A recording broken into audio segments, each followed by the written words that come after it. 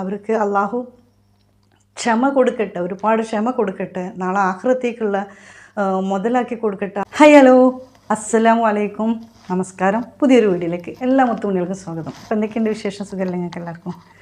ഞാനിപ്പോൾ വന്നിട്ടുള്ളത് ഒരു സങ്കടകരമായിട്ടുള്ളൊരു കാര്യം പറയാൻ വേണ്ടിയിട്ടാട്ടോ. ഒന്നുമില്ല, 2 ദിവസം മുമ്പാണ്, ഇന്നലെയാണ് തോന്നുന്നു, മകളെ ഫോണിൽ വാട്സപ്പിൽ വന്നതാണ് ഈ മെസ്സേജ്, ഗ്രൂപ്പിൽ വന്നതാണ്. എനിക്കൊന്നും അങ്ങനത്തെ വരലില്ല, ഞാൻ അങ്ങനത്തത് അങ്ങനെയൊന്നും ആരായിട്ടൊന്നും ചാറ്റ് ചെയ്യാൻ നിൽക്കില്ല, പേടിയാണ്, സഹിക്കാൻ പറ്റാഞ്ഞിട്ടാണ്, വേറെ ഒന്നുമല്ല. ഒരുപാട് ബാഡ് ന്യൂസുകളും ഒരുപാട് വിഷമമുള്ള കാര്യങ്ങളൊക്കെ ഇങ്ങനെ വരുമ്പോഴേ നമുക്ക് നമ്മളെ ജീവിതത്തിന് തന്നെ ബാധിക്കുന്നുണ്ട്. അത് കാരണം ഞാൻ അങ്ങനത്തെ കമ്പനി വിട്ടിരിക്കുകയാണ്. അപ്പോൾ ഗ്രൂപ്പിലുണ്ടെങ്കിൽ തന്നെ എല്ലാവരോടും ഞാനിത് പറയും ചെയ്യും. അപ്പോൾ എന്താണെന്ന് വെച്ചാൽ കാസർഗോഡ് ആണെന്നാണ് എനിക്ക് ഓർമ്മ. കാസർഗോഡ് ആ ഭാഗത്താണ്. നിങ്ങളെല്ലാവരും അറിഞ്ഞിരിക്കാൻ സാധ്യതയുണ്ട്. ഒരു പൈതലിൻ്റെ ഒരു അവസ്ഥ. ചക്ക ഉമ്മ വെട്ടുന്ന സമയത്ത് അബദ്ധത്താൽ സംഭവിച്ചു പോയിട്ടുള്ള ഒരു സംഭവം. അക്കാര്യത്താൽ ആ പൈതൽ മരണപ്പെടുകയും ചെയ്തു. നമുക്കാർക്കും ഊഹിക്കാൻ പോലും പറ്റുന്ന ഒരവസ്ഥയിലല്ല. ദേഷ്യം പിടിച്ചിട്ടോ അല്ലെങ്കിൽ അങ്ങനെ മനഃപൂർവ്വം ചെയ്യണമെന്ന് വിചാരിച്ചിട്ടോ അല്ലെങ്കിൽ എന്തെങ്കിലും ഇഷ്യൂസ് ഉണ്ടായിട്ടോ പ്രശ്നങ്ങളുണ്ടായിട്ടോ ഒന്നും അല്ല.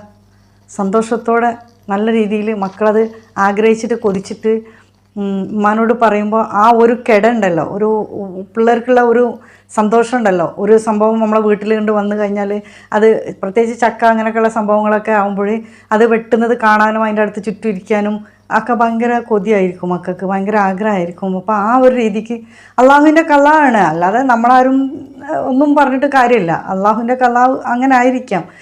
മനഃപൂർവ്വമല്ലാത്തത് ഇങ്ങനെ ഒന്ന് സംഭവിച്ചു, അത് പെറ്റ തള്ളൻ്റെ അടുത്ത് നിന്ന് തന്നെ ആവുമ്പോഴേ ഉള്ള ഒരു വിഷമം എന്താണ് എന്നുള്ളതാണ്. ആരും കുറ്റപ്പെടുത്താനും പറ്റില്ല, ഒന്നും പറയാനും പറ്റാത്ത ഒരവസ്ഥ. ആ മാതാവിൻ്റെ ഒരവസ്ഥ ഒന്ന് ആലോചിച്ച് നോക്കണം. ഇപ്പോൾ ഈ സമയം എന്ന് പറയുമ്പോൾ വെക്കേഷൻ സമയമാണല്ലേ.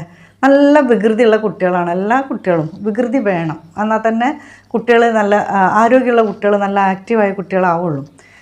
ചടഞ്ഞു കൂടി എവിടെയെങ്കിലും മൂലക്ക് ഇരിക്കുന്നുണ്ടെങ്കിൽ ആ കുട്ടികൾക്ക് അതിൻ്റെതായ എന്തെങ്കിലും നെഗറ്റീവ്സ് ഉണ്ടായിരിക്കും. അപ്പോൾ ഈ കുട്ടികൾ വികൃതി ഉണ്ടാകുമ്പോൾ തന്നെ നമുക്ക് 4 കണ്ണായിട്ട് 5 കണ്ണായിട്ട് നോക്കിയാലും എത്തൂല. ഒരു കുഞ്ഞിനെ നമുക്ക് നോക്കിയാൽ എത്താത്തടത്ത് പിന്നെ 2-3 കുഞ്ഞുങ്ങൾ ഉണ്ടാകുമ്പോൾ നമുക്കത് നോക്കിയാൽ എത്തൂല. അപ്പോൾ ഞാൻ പറഞ്ഞു വരുന്നത് എന്താ വെച്ചാൽ, എനിക്കിപ്പോൾ 4 പേരക്കുട്ടികളുണ്ട്, 2 ആൾക്കും 2 എണ്ണം വീതമായിട്ട്. പിന്നെ അവരോടൊക്കെ ഞാൻ എപ്പോഴും പറയും, നമ്മൾ അടുപ്പത്ത് പോയിട്ട് സ്പെഷ്യൽ എന്തെങ്കിലും ഉണ്ടാക്കാൻ പോകുന്നുണ്ടെങ്കിൽ അപ്പോൾ അവിടെ എത്തി വരും, ഗ്യാസിൻ്റെ അടുത്തെത്തി. ഇപ്പോൾ ഇവിടെ വന്നാലും ഞാൻ നല്ല രീതിയിൽ പറയും, അവിടെ നിന്ന് ഇപ്പോൾ അങ്ങനെ തന്നെയാണ് എങ്കിലും ഞാൻ എപ്പോഴും പറയും, ചൂടുള്ള എണ്ണയിൽ വല്ലതും ഉണ്ടാക്കുന്ന സമയത്ത് ചിലപ്പോൾ അപ്പങ്ങളൊക്കെ പൊരിക്കുന്ന അവർക്ക് ഇഷ്ടപ്പെട്ട സംഭവങ്ങൾ അവർ കൂടെ വന്ന് നിൽക്കും, മാക്സിൻ്റെ തലയും പിടിച്ചിട്ട് വന്ന് നിൽക്കും, ഇത് കാണാനുള്ള കൊതി കൊണ്ടോ അതുകൊണ്ടൊക്കെ.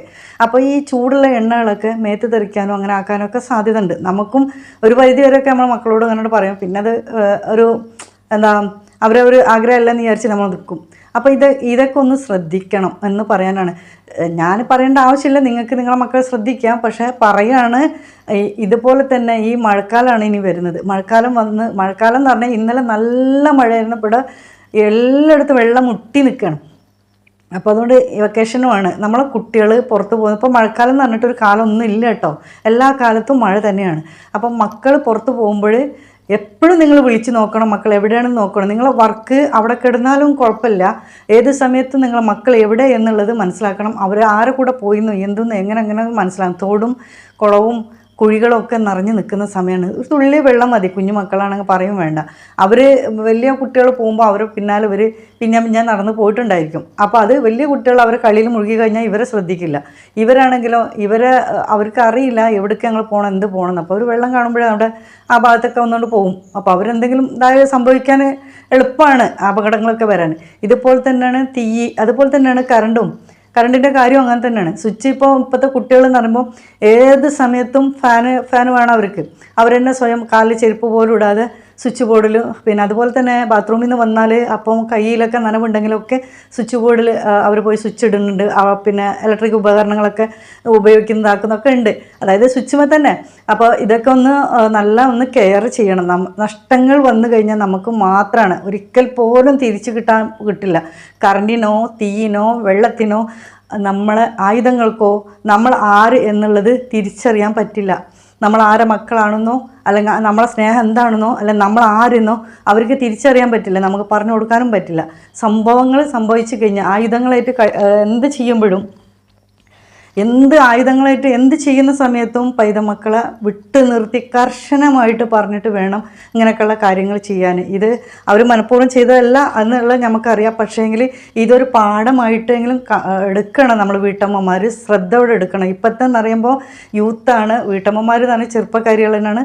അപ്പോൾ അവർക്ക് ഇത് മൊബൈൽ പകുതി കയ്യിലുണ്ടാവും, പകുതി പണിയിലുമാവും, പിന്നെ കുട്ടികൾ അതിൻ്റെ ഒപ്പം വരും. അപ്പോൾ ഇതെല്ലാം കുറെന്ന് പറഞ്ഞിട്ട് അവർ ശ്രദ്ധ അങ്ങോട്ടും ഇങ്ങോട്ടും അല്ലാത്തൊരു ലെവലിലായിരിക്കും.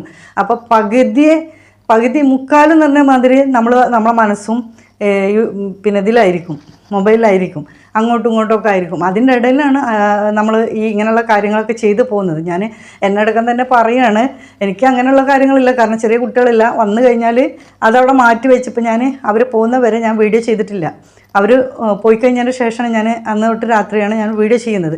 അപ്പോൾ അങ്ങനെയുള്ള ഒരു കാര്യങ്ങൾ ചിലതൊക്കെ നമ്മൾ മാറ്റി വെക്കേണ്ടി വരും മക്കൾക്ക് വേണ്ടിയിട്ട്. കാരണം അപകടങ്ങൾ സംഭവിച്ചു പോയി കഴിഞ്ഞാൽ കുഞ്ഞു മക്കളാണ്, അവർക്ക് മനസ്സിലാവില്ല. നമ്മൾ വകതിരിവുള്ള നമ്മളാണ് അതൊക്കെ ഒന്ന് ശ്രദ്ധിക്കേണ്ടതും കൈകാര്യം ചെയ്യേണ്ടതും. നമ്മളെ മക്കളാണ്. സംഭവിച്ചു കഴിഞ്ഞാൽ തിരിച്ചെടുക്കാൻ പറ്റില്ല ഒരിക്കലും. അപ്പോൾ എല്ലാവരും കെയർഫുൾ ആവണം നമ്മളെ മക്കൾക്ക് വേണ്ടിയിട്ട്. ഇത് വെക്കേഷനാണ്, ഇതിൻ്റെ തുടക്കം തന്നെ പറയേണ്ടതായിരുന്നു. ഇതുപോലുള്ള കാര്യങ്ങളൊക്കെ വളരെയധികം കെയർ ചെയ്യുക. പിന്നെ കൂട്ടത്തിൽ ഞാനിത് പറയട്ടെ, ആ പൈതലിൻ്റെ ഉമ്മ ആരായാലും ശരി, അവർക്ക് അള്ളാഹു ക്ഷമ കൊടുക്കട്ടെ, ഒരുപാട് ക്ഷമ കൊടുക്കട്ടെ. നാളെ ആഖിറത്തേക്കുള്ള മുതലാക്കി കൊടുക്കട്ടെ ആ മാതാപിതാക്കൾക്ക്. ആ പൈതൽ അള്ളാഹു ഖബറിൽ, ആ പൈതലിൻ്റെ ഖബറിടം വിശാലമാക്കി കൊടുക്കട്ടെ. അപ്പോൾ ഇത്രയും എനിക്ക് പറയാനുള്ളൂ. അപ്പോൾ ചെറിയൊരു വീഡിയോസാണ്. അപ്പം എല്ലാവരും കമൻറ്റായി അറിയിക്കുക. എന്തായാലും നിങ്ങൾക്ക് വീഡിയോ ഇഷ്ടപ്പെട്ടാൽ ലൈക്ക് ചെയ്യുക, ഷെയർ ചെയ്യുക. ഓക്കെ, ഇത് ഉപകാരമുള്ള വീഡിയോ ആണ്. അപ്പോൾ നിങ്ങൾക്ക് ഇഷ്ടപ്പെട്ടെങ്കിൽ ഷെയർ ചെയ്തോളി, ഇല്ലെങ്കിൽ വേണ്ട. ഓക്കെ, അപ്പോൾ ശരി. അസ്സലാമു അലൈക്കും.